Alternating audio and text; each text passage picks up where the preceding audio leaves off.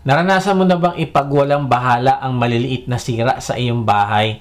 Yung tumutulong gripo o crack sa bubong na lumalabas lang kapag malakas talaga ang ulan. Kaya tuloy, feeling mo parang hindi naman urgent, kaya hinahayaan mo lang. Pero habang tumatagal, ang maliit na sira na yon ang nagdudulot ng pagkabulok, mantsa sa kisame, tapos nagkakaroon ng madikit na dumi, at pagkasira ng structure ng bahay. Alam mo, ganyan din ang kasinungalingan. Sa una, simpleng pagbaluktot lang ng katotohanan. Pagko-cover up sa isang maling nagawa. White lie nga daw, ika nga. Ginagawa ito para lang makalusot o para protektahan ng ibang tao. O kaya para iwasan ng gulo, kaya magtatakipan na lang. Pero kaibigan, kapag pinabayaan mo ang kasinungalingan sa iyong sarili, ay kalaunan, hindi na ito mananatiling maliit. Bakit? Kasi unti-unting sisirain nito ang pagtitiwala sa iyo ng tao. Lalayo sila sa iyo at sisirain nito ang inyong relasyon. At ang pinakamasaklap, mahihiwalay din tayo sa Panginoong Yesus. Bakit? Kasi siya yung ilaw, siya ang liwanag. Sa kanya walang halong kasinungalingan. Siya ay katotohanan at wala siyang bahid ng kahit anong pandaraya o panloloko. Ito ang pag-uusapan natin sa part 5, ang huling mensahe ng ating Breaking Free series. At ngayon, pag-uusapan natin ang huling bagay na dapat makawala tayo dito. Ito ang kasinungalingan. Ang title ng message ngayon ay The Lie That's Killing You. Parang nakakatakot, ano? Ang kasinungalingan na pumapatay sa atin. Pero totoo ito kasi habang inaalagaan natin ang kasinungalingan sa ating buhay, ay tayo naman ang sinisira nito. Tinatakpan nito kung sino ka talaga. Ito ang hadlang sa kagalingan mong emotional at spiritual. At maaaring ito ang dahilan kung bakit wala kang peace, matamlay ang iyong integridad, at malayo pati ang relasyon mo sa Diyos. Kaibigan, kung pagod ka na magpanggap, takot kang ipahayag kung sino ka o paikot-ikot ka sa pagtatakip, ay para sa iyo ang mensahe na ito. At inaanya kita na tapusin mo ang mensahe na ito kasi ito ang magdudulot sa iyo ng healing sa mga bagay na umaalipin sa iyo. Dahil ang katotohanan ang magpapalaya sa iyo.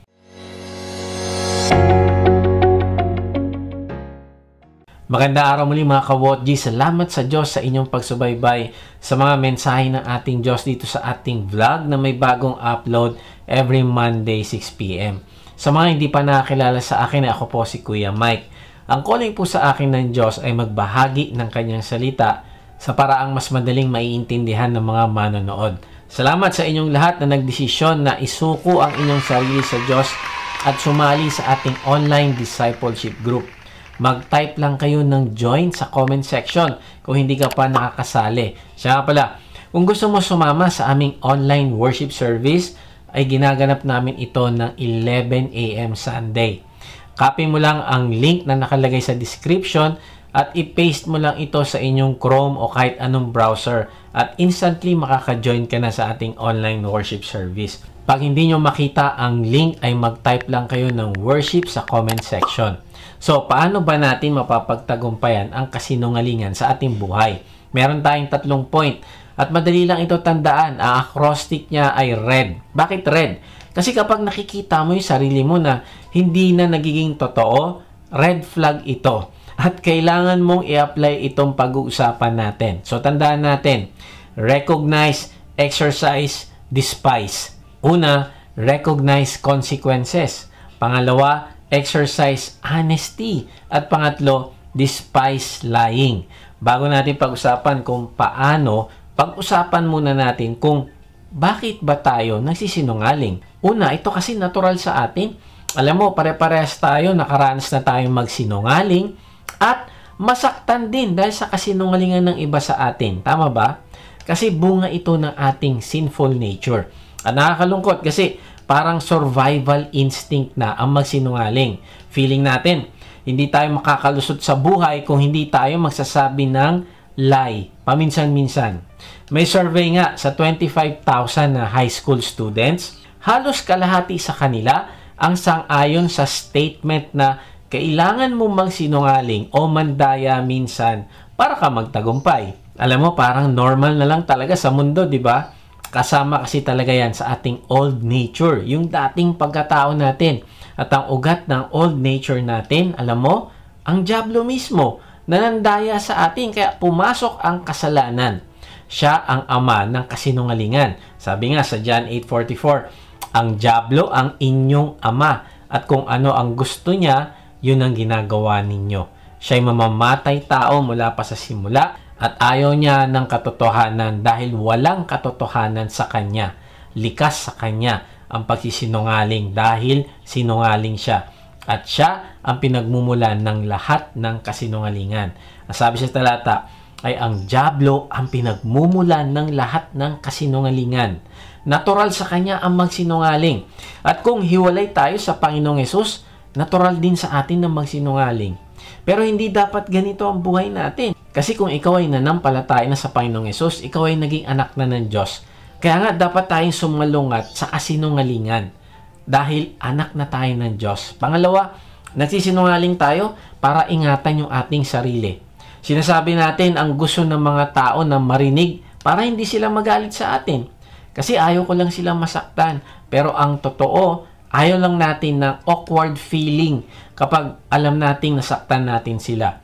Kaya tuloy sabi natin, okay na to, white lie lang naman eh. Halimbawa, tinanong tayo kung bakit wala tayo sa isang pagtitipon. Tapos sasabihin mo, kasi traffic at may naging problema habang papunta ako. Pero alam mo sa sarili mo na alibay lang ito upang maingatan mo ang iyong sarili.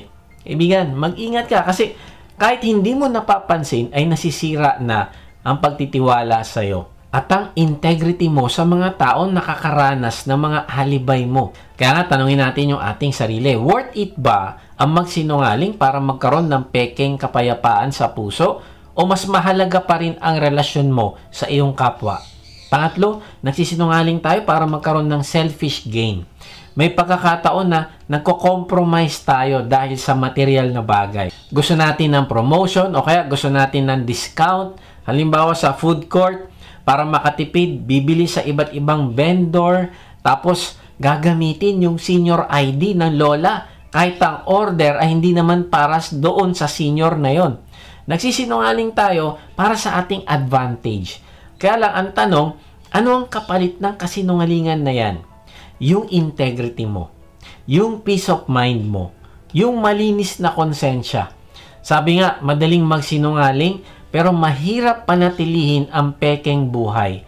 Kasi ang totoo, habang pinapalaki mo ang makukuha mo, pinapaliit mo naman ang respeto mo sa iyong sarili. Kaya nga, bago ka magdesisyon, isipin mo, worth it ba ang temporary gain kung ang mawawala naman sa'yo ay yung totoong ikaw? So, paano ba tayo makakawala sa trap ng kasinungalingan? Una, recognize consequences. Kaibigan, gusto ko sana sabihin na pwede naman tayong magsinungaling at wala namang mangyayari. Pero hindi ito totoo at hindi ako magiging tapat sa pagpapahayag sa iyo ng katotohanan. Kaibigan, merong consequence sa ating pagsisinungaling. Halimbawa, si Ananias at Sapphira ay nagsinungaling. Gusto nilang paniwalain yung mga kapatiran na ibinigay nila ang lahat ng napagbentahan nila ng lupa kahit hindi naman. Kaya sabi ni Pedro sa kanya, Acts 5:4, bakit mo naisipang gawin iyon? Hindi ka sa taong nagsinungaling, kundi sa Diyos. Kaibigan, tandaan mo ito. Ayon sa talata, kung tayo ay nagsisinungaling, hindi daw tayo nagsisinungaling sa tao. What? Kanino tayo nagsisinungaling? Ang sabi dyan, sa Diyos. Yes, niloloko natin yung ating kapwa, pero ang pinakamalala, niloloko natin ang Diyos mismo. Sabi sa Numbers 32:23, ngunit kung hindi ninyo gagawin ang inyong sinabi, magkakasala kayo laban kay Yahweh. At ito ang tandaan ninyo, tiyak na pagbabayaran ninyo ang inyong kasalanan. Ayon sa talata, kanino daw sila magkakasala? Ang sabi dyan, magkakasala sila laban kay Yahweh. And tignan mo yung kasunod, pagbabayaran ninyo ang inyong kasalanan. Ang ibig sabihin, merong consequence. Now, anong nangyari kay Ananias? Acts 5:5. Nang marinig ito ni Ananias, siya'y patay na bumagsak. At lahat ng nakabalita sa pangyayaring iyon ay pinagharian ng matinding takot. Kung babasahin natin ang mga susunod na talata, ay ganun din ang sinapit ng asawa ni Ananias. Namatay din ito noong araw na yon. Maaaring sinasabi mo na napakalupit ng Diyos. Kaibigan, mali. Kasi kung malupit ang Diyos, wala ni isa sa atin ang naligtas. Ipinakita lang ng Diyos sa atin na mga tagasunod niya na hindi natin dapat kalimutan na siya ay banal na Diyos, na kinamumuhian niya ang kasalanan gaya ng pagsisinungaling. Pangalawa, maaaring tinatanong mo, kung na-save kaya sila Ananias at Sapphira? Yes, naniniwala ako na save sila. Kasi sila ang mga unang mga mananampalataya ng Panginoong Hesus nung time na yon. At dahil sila ay naging anak na ng Diyos, sila ay dinisiplina ng Diyos. Tandaan mo ito, kung hindi ka dinidisiplina ng Diyos, ay maaaring hindi ka niya anak. Sabi sa Hebreo 12:8, kung hindi kayo dinidisiplina ng Diyos gaya ng pagdidisiplina niya sa lahat ng anak niya, hindi kayo mga tunay na anak, kundi mga anak sa labas. Kaibigan, kung anak ka ng Diyos, ay hindi ibig sabihin na papatayin ka ng Diyos gaya ng ginawa niya kay Ananias pag nagkasala ka. Pero, maaari ka niyang disiplinahin sa iba't ibang paraan. Alam mo, nakakalungkot kasi akala natin nakakalusot tayo sa mga tao. Pero sa totoo lang, tayo pala ang bulag sa sarili nating kasinungalingan. Kaya tanong ni Pedro kay Ananias, Ananias, bakit ka nagpadala kay Satanas at nagsinungaling ka sa Espiritu Santo? Kaibigan, tandaan mo ito, kapag parang baliwala lang sa'yo ang pagsisinungaling, dapat mong tanungin sa iyong sarili, anong totoong kondisyon ng puso ko? Bakit ako nagpapadala sa dyablo? Ang taong sinungaling ay taong nagpapapasok ng dyablo sa kanyang puso. Kaya hindi magtatagal, magiging natural na sa kanya ang magsinungaling nang hindi man lang nakokonsensya. Kaya tama si Pedro, si Satanas ang ama ng kasinungalingan. Lahat ng kasinungalingan galing sa kanya at nagpadala si Ananias dito. Kaya kaibigan, tandaan natin na sa instance na ito ay pinakita ng banal na Diyos kung gaano siya kaseryoso pagdating sa issue ng pagsisinungaling. Kaibigan, anong lies o kasinungalingan ang pinangangatwiranan mo sa iyong sarili? Kaibigan, mamimili ka kung susunod ka sa Diyos na katotohanan o sa dyablo na puno ng kasinungalingan. Dalangin ko na piliin mo ang Diyos na puno ng katotohanan. Recognize consequences. Kaibigan, maaaring sinasabi mo, ang hirap-hirap naman kasing tumanggi sa pagsisinungaling, kaya ginagawa ko na lang. Mali, kasi totoong mahirap tumanggi sa temptation ng pagsisinungaling, pero alalahanin mo na mas mahirap ang consequence. Alam mo, ang masakit sa consequence ay yung kalungkutan at regret. Nagsisisi ka sa ginawa mo, pero huli na at naapektuhan ka na nito sa buong buhay mo. May mga bagay na hindi mo na maibalik. Kaya pag-isipan mo mabuti ang pakinabang at pagkalugi. Kung magsisinungaling tayo, sa totoo lang, may pakinabang ang pagsisinungaling. Pwede tayong mandaya sa taxes para kumita ng mas malaki, pero meron itong consequence at minsan, mas malaki pa ang babayaran natin pag nahuli tayo. Meron itong consequence dahil mawawala ang iyong peace of mind. Malalayo ang relasyon mo sa Diyos. Hindi ka magiging mabuting patotoo sa mga mahal mo sa buhay. Tanungin natin ito sa sarili. Mas gusto mo ba ang mga temporaring pakinabang na yan kaysa sa katotohanan? Kung oo ang sagot mo, ibig sabihin, mas pinipili mong sumabay sa kalakaran ng mundo kaysa lumakad sa daan ng Diyos. Alalahanin mo na kahit anong short-term game ang ibigay ng kasinungalingan na yan, panandalian lang lahat yan. Ang perang nakuha mo sa pandaraya, mawawala yan. Ang reputasyong itinayo mo sa pekeng image, mabubunyag din ang totoo. Ang tiwalang nasira mo, mahirap nang ibalik. Kaya bago ka magsinungaling, isipin mo, worth it ba ang pansamantalang pakinabang kung ang kapalit ay ang kapayapaang bigay ng Diyos sa akin? Kaya kaibigan, recognize consequences. Sabi nga sa Kawikaan 11:18, ang masamang tao ay hindi tatanggap ng tunay na gantimpala. Ngunit, ang gumagawa ng matuwid ay tatanggap ng tunay na gantimpala. Sabi pa sa Kawikaan 13:21, ang kapahamakan ay darating sa mga makasalanan. Saan man sila magpunta, ngunit ang mga matuwid ay gagantimpalaan ng mabubuting bagay. Noong taong 1980s ay may isang sikat na pastor at televangelist sa Amerika. Di ko nasasabihin yung pangalan niya. Lumago ang kanilang ministry at nagkaroon sila ng malaking amusement theme park at resort. Para itong Disneyland sa laki. Kaya lang, ang lahat ng ito ay itinayo sa kasinungalingan, kasakiman at panloloko. Ang pera ng mga nagtitiwala sa kanya ay ginamit niya para sa maluhong buhay. Hindi nagtagal ay nabunyag ang iskandal na ito. Siya rin ay nahuling nangalunya. Sumiklab ang balita sa buong bansa at nasira ang reputasyon niya bilang isang alagad ng Diyos. Nahatulan siya ng 24 counts ng fraud. Nawala ang lahat sa kanya, ministry, asawa at ang tiwala ng libu-libong tao. Bakit? Dahil lang sa kasinungalingan. At ang nakakalungkot ay maraming na turn off sa Christianity dahil sa pangyayaring ito.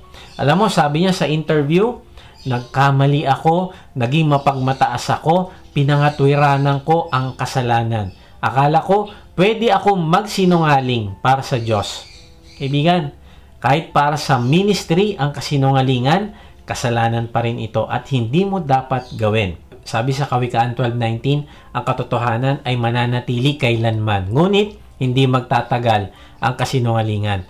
Sa kabaliktaran, si Richard Wurmbrand ay nanatiling tapat kahit na maraming nagsisinungaling na pastor sa Romania para makaligtas sa komunistang pamahalaan.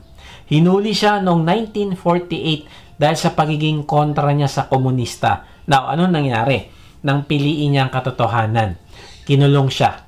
Hindi 1 taon, kundi 14 na taon.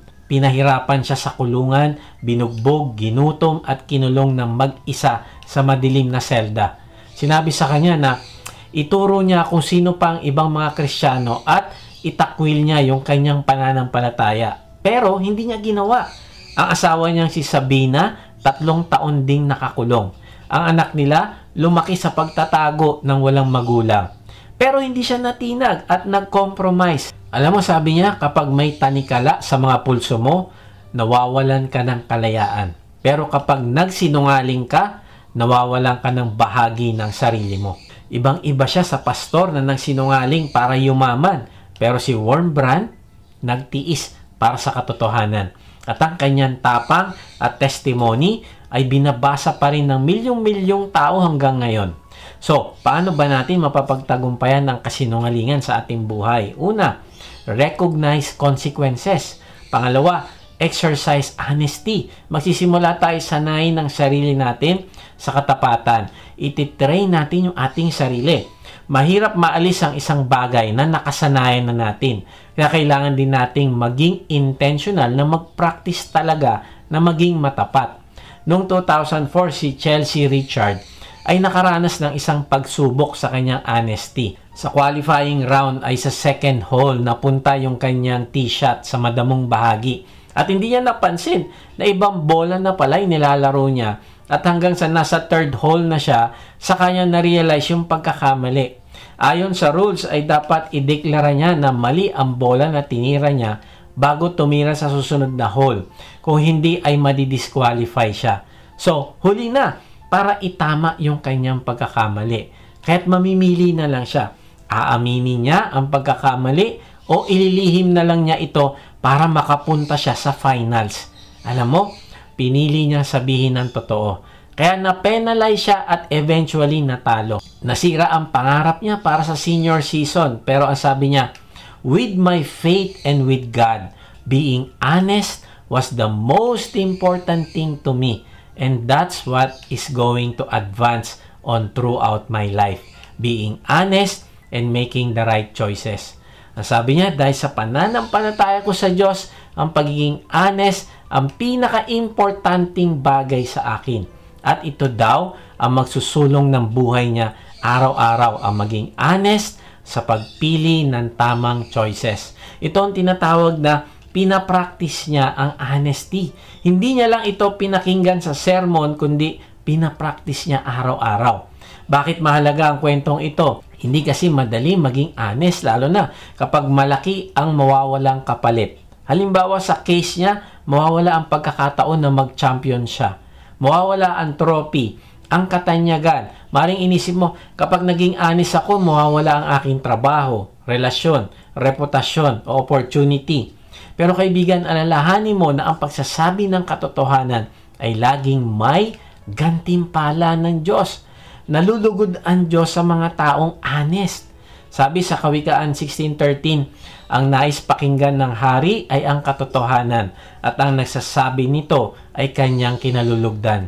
Alam mo, nung araw ay napaka-importante na katotohanan lang ang maibibigay na payo sa mga hari kasi ito ang magdidikta kung sila ay mapapahamak ba sa kalaban o hindi.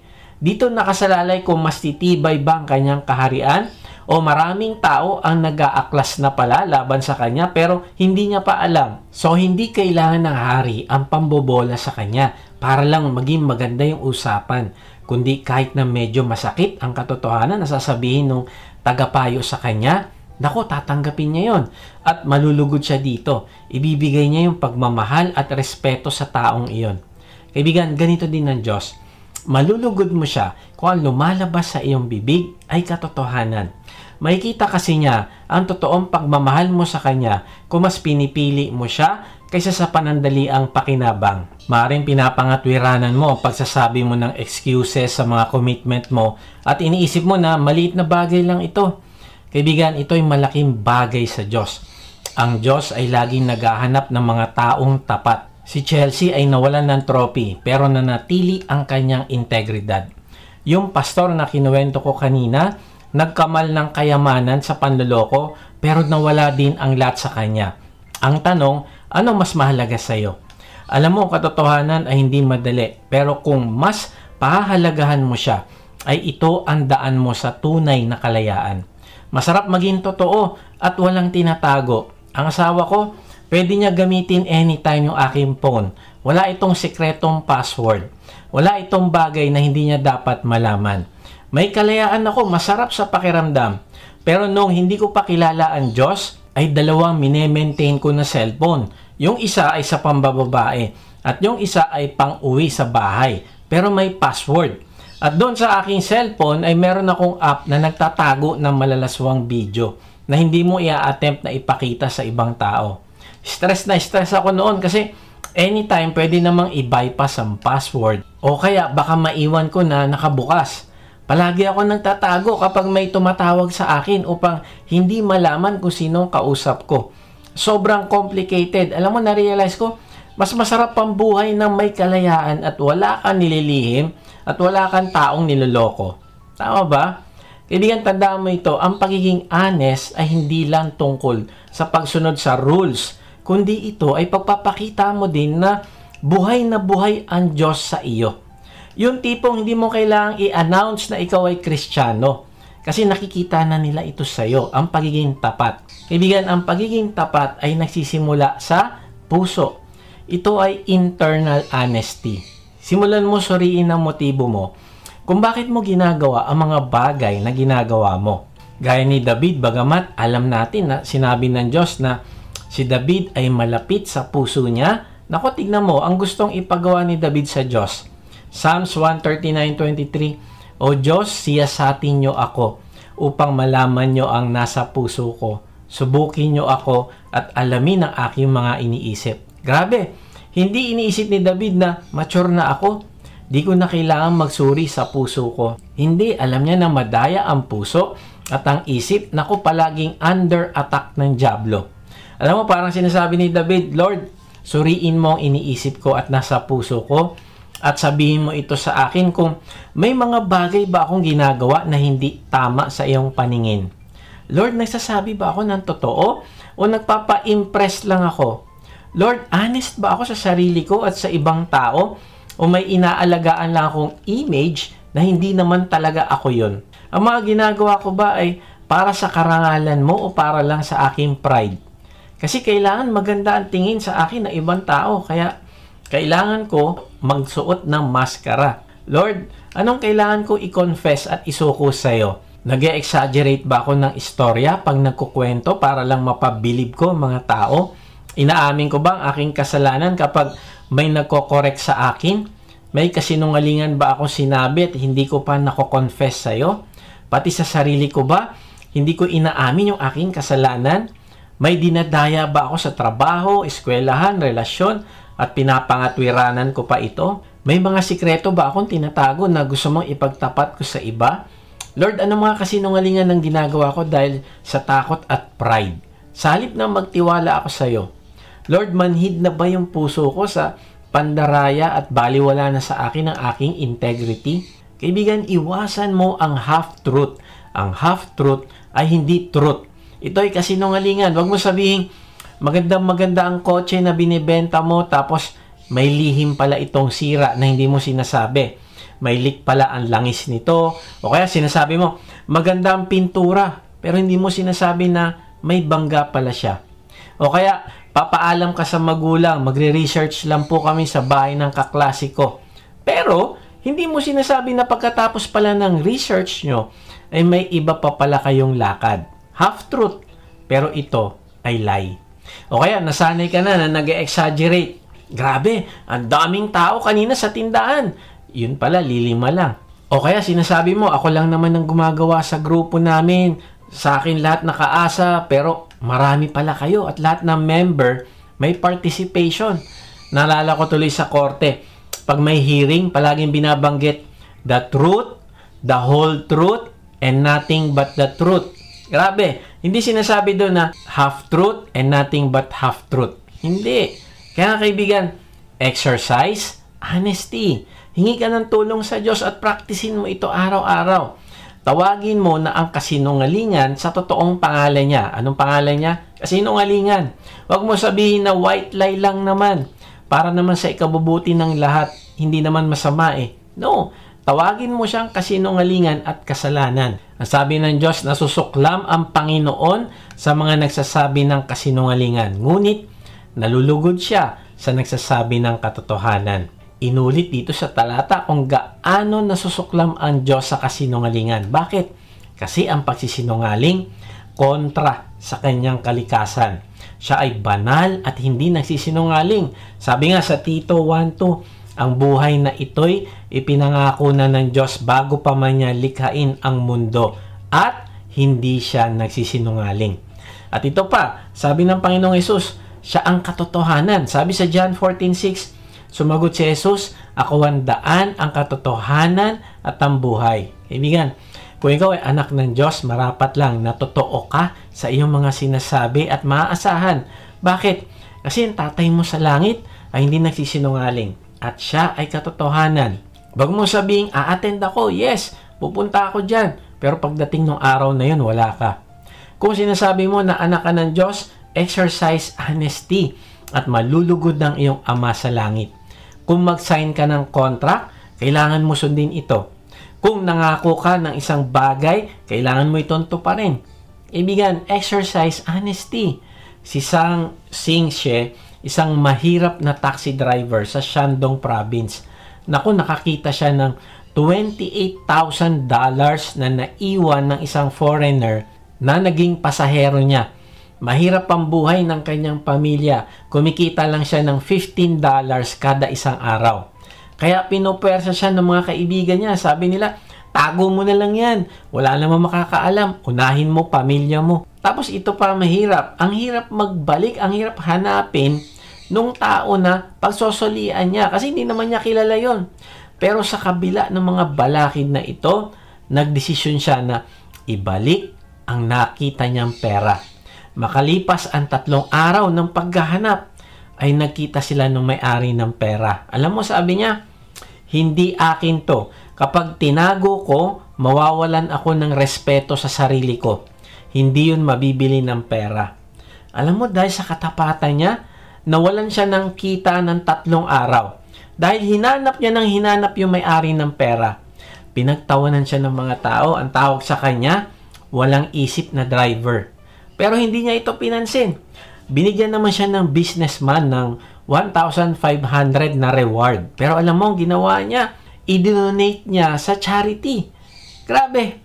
Ginawaran siya ng gobyerno bilang national moral model. Kumalat ang kwento niya at naging inspiration sa Be Like Zhang movement sa China. Nawan tanong, bakit kalugod-lugod ito sa Diyos?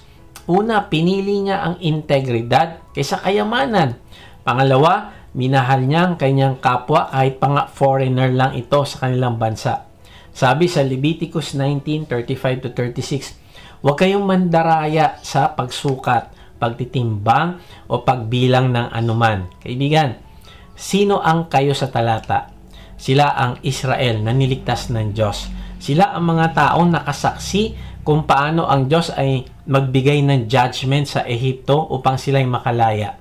Nasaksihan nila ang iba't ibang himala, lalo na yung paghati ng Diyos sa dagat. At ngayon, dadalhin sila sa lupang pangako ng Diyos. Pero, kailangan nilang ipakita ang kanilang pagtitiwala sa Kanya sa pamamagitan ng hindi pandaraya sa kapwa.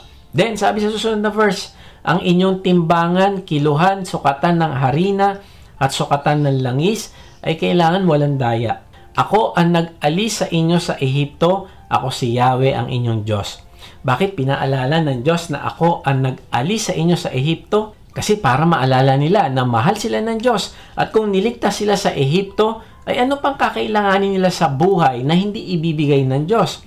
At tayo din naman, sa panahon ngayon, kung sinasabi nating anak na tayo ng Diyos, hindi mo na kailangan mandaya sa trabaho, negosyo at iba pa. Bakit? Kasi kung yung pinakamalaking pangangailangan mo, yung kaligtasan ng iyong kaluluwa, binigay na ng Diyos, wala na siyang hindi kayang ibigay sa'yo. So, paano ba natin mapapagtagumpayan ng kasinungalingan sa ating buhay? Una, recognize consequences. Pangalawa, exercise honesty. At pangatlo, despise lying. Kamumuhian mo ang kasinungalingan. Proverbs 13:5, ang taong matuwid ay namumuhi sa kasinungalingan. Ngunit, ang gawa ng masama ay kahiya-hiya at kasuklam-suklam. Kaibigan, tinitignan ba natin ang kasinungalingan bilang nakakasuklam na bagay? Nakikita ba natin ito bilang isang maruming gawain? Maring sinasabi mo, oo, galit na galit ako sa mga taong sinungaling. Ayoko sa kanila. Para sa akin, ang pagsisinungaling kasuklam-suklam. Pero, paano kung ikaw ang hindi nagsasabi ng totoo? Ganon din ba ang tingin mo sa iyong pagsisinungaling? Nasusuklam ka rin ba sa sarili mo na nagsisinungaling ka? O sinasabi mo lang na nadulas lang ang aking bibig, white lie lang, wala namang masama? Kaibigan, simulan mo kilalanin ang Diyos na nasusuklam sa kasinungalingan. Ulitin natin yung Kawikaan 12:22. Sabi doon, mga sinungaling na labi sa Panginoon ay kasuklam-suklam. Ngunit, ang gumagawa ng may katotohanan ay kanyang kinalulugdan. Kinamumuhian ng Diyos ang lahat ng uri ng pagsisinungaling. Kinamumuhian niya ang maliit na kasinungalingan, kinamumuhian niya ang mga half-truths, kinamumuhian niya ang mga panloloko at iba pa. Kung masyado tayong komportable sa pagsisinungaling o kung mabilis tayong maghanap ng dahilan para bigyang katuwiran ng ating mga kasinungalingan, ibig sabihin hindi natin nakikita yung kasinungalingan na yan sa pananaw ng Diyos kung paano niya ito tinitignan. Kaibigan, kasuklam-suklam yan sa Diyos. Narealize ko na kung tayo yung mga taong nagmamahal talaga, obligado na tayo'y mapupuot din. Ano ibig ko sabihin?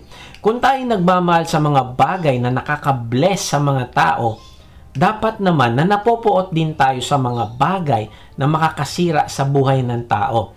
At sa ganitong paraan ng pagmamahal at pagkapuot, alam mo, tinutularan natin ang Diyos na parehong nagmamahal at napupuot din. Ginagamit ng Diyos ang mga salitang tulad ng puot, karumal-dumal at kinamumuhian para ilarawan ang mga kasalanang lubos niyang kinasusuklaman. Nakita na natin na kinamumuhian ng Diyos ang idolatry, sexual immorality, kawalan ng katarungan at pagkukunwari. Napupuot din siya sa panluloko. In fact, sa Proverbs 6:16-19, ang Panginoon ay namumuhi sa 6 na bagay. Oo, 7 ang sa kanya'y kasuklam-suklam. Mga palalong mata, sinungaling na dila, at mga kamay na nagbububo ng dugong walang sala. Pusong kumakatha ng masasamang plano, mga paang sa kasamaan ay nagmamadali sa pagtakbo, bulaang saksi na nagsasalita ng kasinungalingan, at ang naghahasik sa magkakapatid ng kaguluhan. Grabe, saan daw namumuhi ang Diyos? Sa kayabangan, gumagawa ng masamang plano, nagiging dahilan ng kaguluhan o pag-aaway-away. Pero tingnan mo, 2 beses binanggit ng Diyos ang patungkol sa kasinungalingan, patungkol sa panloloko. Sinungaling na dila, bulaang saksi na nagsasalita ng kasinungalingan. Grabe, ganun siya kaseryoso. Nasabihin sa atin na kasuklam-suklam sa kanya ang pagsisinungaling at tinulad niya ito sa mga bayolente na pumapatay ng mga taong inosente. Alam mo, habang pinag-uusapan natin ito, mas lalo lang nagiging malinaw na ang katotohanan na kinamumuhian ng Diyos ang anumang pagtatago ng katotohanan, anumang pagtanggi sa katotohanan, anumang pagbaluktot sa katotohanan. Ayaw na ayaw niya ito. Kung sinasabi nating mahal natin siya, ay kamumuhian din natin ang kinamumuhian niya. Kasusuklaman natin ang pagbigkas ng mga bagay na hindi totoo.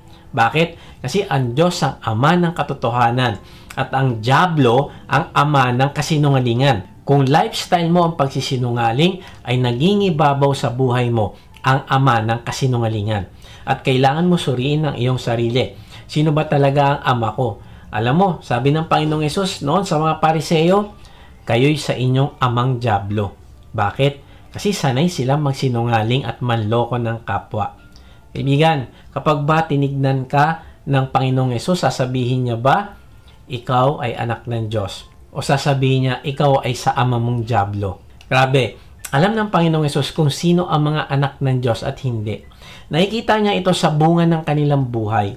Sila ay ang mga nagmamahal sa katotohanan at nasusuklam sa kasinungalingan. Kaibigan, tanungin kita, kinasusuklaman mo ba ang pagsisinungaling? Alam mo, nung ako ay bumisita sa D-group ng aking ka-D-group, na-amaze ako sa ginawa ng isa naming kasama. Siya ay teacher. Sabi niya, may funds na binibigay sa kanila sa school na ginagamit naman nila. Kaya lang parang na-realize yata niya na hindi ito dapat para sa kanila at kailangang isoli. So, nag-decide siya isoli ito. Ito ay napakalaking halaga. Kaya lang, ang ibang teachers, sinasabihan siya na wag mo gawin yan kasi pati kami madadamay. Marahil, yung iba, ginamit na nila yung pera. Pero alam mo, nag-decide pa din itong ating kapatid na isoli. At syempre, nagalit sa kanya ibang mga teachers. Pero para sa kanya, di baling mawalan ng kaibigan basta magawa niya lang ang tama na nakakalugod sa Diyos. Praise God! Kasi naintindihan niya na kasuklam-suklam sa Diyos ang kasinungalingan. Kaibigan, ang pagmamahal sa Diyos ay hindi lang pagmamahal sa katotohanan, kundi pagkamuhi din sa kasinungalingan. Kung pinopromote natin ang katotohanan, ay kailangan din nating manindigan laban sa kasinungalingan. Hindi pwede sabihin ng isang tao na ang tanging daan lang sa langit ay ang Panginoong Hesus, nang hindi niya sasabihin na hindi ang religion, hindi si Buddha or Muhammad ang daan.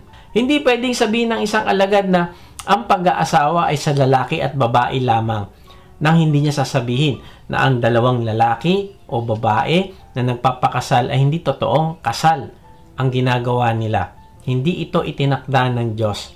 Hindi ito ang dinisenyo ng Diyos. Hindi pwedeng sabihin ng isang tao na sagrado ang buhay nang hindi niya sinasabi na kasuklam-suklam ang abortion. Sabi ni Charles Spurgeon, he who does not hate the false does not love the true. Kaibigan, ng isang alagad ng Panginoong Hesus ay mga alagad ng katotohanan. Tayo ay mga sundalo ng katotohanan at kaaway natin ang kasinungalingan. Si Truett Cathy ay founder ng Chick-fil-A. Kilala ang Chick-fil-A sa masarap nilang chicken at talagang napaka-friendly ng mga staff. Pero sa likod nito ng kumpanya na ito, merong isang taong malalim yung pananampalataya sa Diyos, si Truett, na gumawa ng mga matitinding desisyon dahil mas meron siyang pagkatakot sa Diyos kaysa matakot na malugi. Noong nagsisimula pa lang kasi siya, ay kailangan niya ang support ng mga bangko. At para maging maganda ang tingin sa kanyang kumpanya, ay may temptation na baguhin niya yung mga numbers. Na palabasin na mas malaki ang kinikita nila kahit hindi. Total, ginagawa din naman ito ng iba. Makakatulong ito para mas mabilis lumaki ang kumpanya. Makakakuha siya ng magandang deal at mai-impress sa mga bangko. Kaya lang, alam mo sabi niya, I'd rather be honest and poor than dishonest and rich. This business belongs to God. Grabe, no? Ito ang taong kinamumuhian niya ang kasinungalingan. Ito ay hindi tungkol sa pag-maintain ng magandang image. Ito ay hindi pagpupromote ng magandang reputasyon niya o para magpasikat na ako ginagawa ko ang tama. No, hindi. Ito ay patungkol sa kanyang puso. Pinili niya na magsabi ng totoo kasi naniniwala siya na ang lahat ng desisyon at ginagawa niya na kalooban ng Diyos ay act of worship. Kahit pa ang desisyon ay patungkol sa pera, ito ay act of worship. ito ay integrity. Kung anong sinasabi niya sa harap ng mga tao, ginagawa niya sa likod, kahit walang nakakakita. Alam mo, may mga kwento na pag may nag-overpayment sa kanila, naku, talagang sinosoli niya ang sobra sa customer. Hindi siya nag-exaggerate para lang makaklose ng deal. Kung may mali silang ginawa, agad nila itong itinatama. Bakit? Kasi para sa kanya ay ang Diyos ang nakakakita ng lahat. Alam niya yung talata na binasa natin kanina. The Lord detests lying lips, but He delights in those who are trustworthy. At alam mo, nangyari, nalugod ng Diyos sa kanya at pinagpala niya ang kumpanya ni Truett. Ito ay isa sa mga kilalang successful company sa Amerika. Kahit pa nga, alam mo, sarado siya pag linggo. Ayaw nila magtrabaho pag linggo kasi ito ay worship day. Grabe, fast food chain, magsasara ng linggo, yun ang isa sa pinaka mabentang araw. Pero tingnan mo sila ay pinagtagumpay ng Diyos. Nagtiwala siya sa Diyos na ibigay ang isang araw niya at ang Diyos ang bahala sa 6 na araw pa. Okay ba yon? Pero kung ayaw mo ibigay yung isang araw na yan sa Diyos, kahit yung 6 na araw na pinaghihirapan mo, ay maaaring mawala pa. Kaya tanungin natin itong sarili, mahal ba natin ng Diyos ng sapat para harapin ang cost o kapalit ng pagsunod sa Kanya? Kahit inconvenient ay magtitiwala pa rin ba tayo sa Kanya? Magiging honest ba tayo kahit na wala namang makakita at makakaalam? Kaibigan, si Truett ay hindi perfect pero siya ay faithful. Hindi siya honest dahil ito ang tamang gawin, kundi honest siya dahil ito ang pagsamba niya sa Diyos. Kaibigan, wag mo lang sambahin ang Diyos sa iyong pagkanta, kundi sambahin mo siya sa pagiging honest mo. Kaibigan, anong uri ng buhay ang binubuo mo ngayon? Ito ba'y buhay na nakatayo sa katotohanan? O meron bang bahagi ng puso mo na puno ng pagsisinungaling o pagtatago? Maaaring maliit na pagbabaluktot ng katotohanan lang yan o pagsasabi ng half-truth para lang makalusot. Kaibigan, hindi ka tinatawag ng Diyos ngayon para i-condemn, kundi kinakausap ka niya ngayon para palayain ka dyan. At ang tunay na kalayaan ay nagsisimula sa katotohanan. Sabi nga sa John 8:32, at makikilala ninyo ang katotohanan, at ang katotohanan ang magpapalaya sa inyo. Ngayong araw na ito ay iniimbitahan kitang bitawan ng anumang kasinungalingang kinakapitan mo at yakapin ang katotohanan ng pagmamahal ng Diyos, kapatawaran at biyaya niya. Hindi mo na kailangan magkunwari. Hindi mo na kailangan magtago. Hindi mo na kailangan pasanin mag-isa ang bigat ng pagkakamali. Bayad na yan ng Panginoong Hesus sa krus. Kailangan mo lang lumapit sa Kanya. Kaibigan, manampalataya ka sa Panginoong Hesus na Siya ang nagbayad ng iyong kasalanan. Siya ang katotohanan at pag ginawa mo ito, makakalaya ka.